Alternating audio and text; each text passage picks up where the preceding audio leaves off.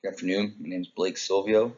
This is my Chapter 15 presentation for international business on international trade finance.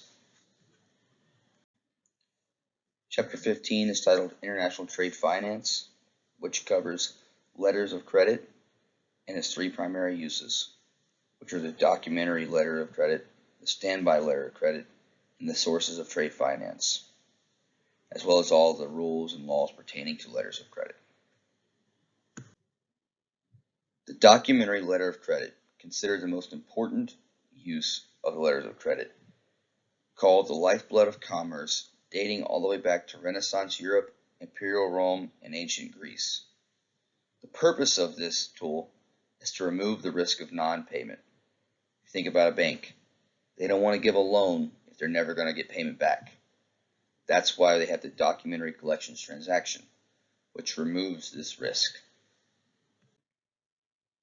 Second use is the standby letter of credit, which is an alternative to performance bonds.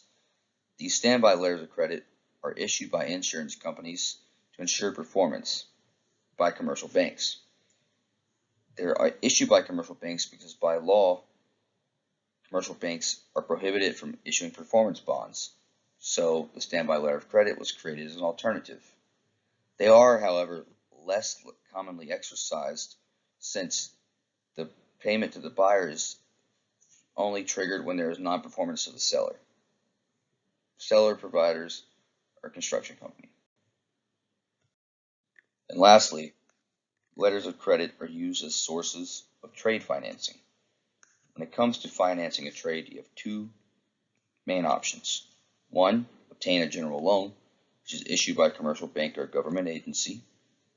Or two, the bill of lading, the internal transaction, bill of lading and a letter of credit, which allows for the transfer of goods while the goods are in transit. This is used as collateral when you're doing the trade.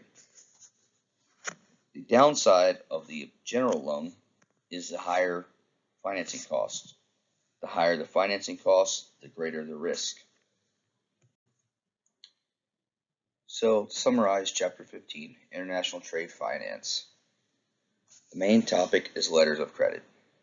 It states it in the first sentence of the whole chapter. It says the main topic of the chapter is letter of credit.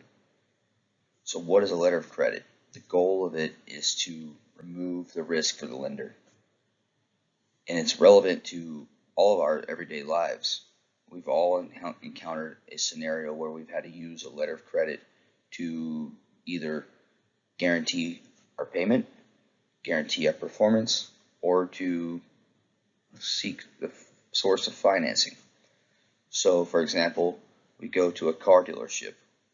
Chances are the car dealership is not going to allow you to walk off the lot with a car without having some sort of letter of credit, whether it be a pre-approval letter from a bank or a check stub showing that you can afford to make the payments for the car, or you go into the bank and doing a credit application and getting a loan to prove that you can either have the financial status to pay for the car or the credit history that you have the reputation of not breaking your trust, breaking your agreements on a contract.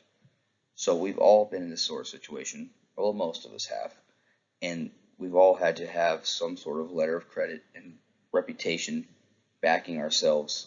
So when we go into a trade, whether it be for a car or a home or any other loan, that we know that we are capable of making our obligations.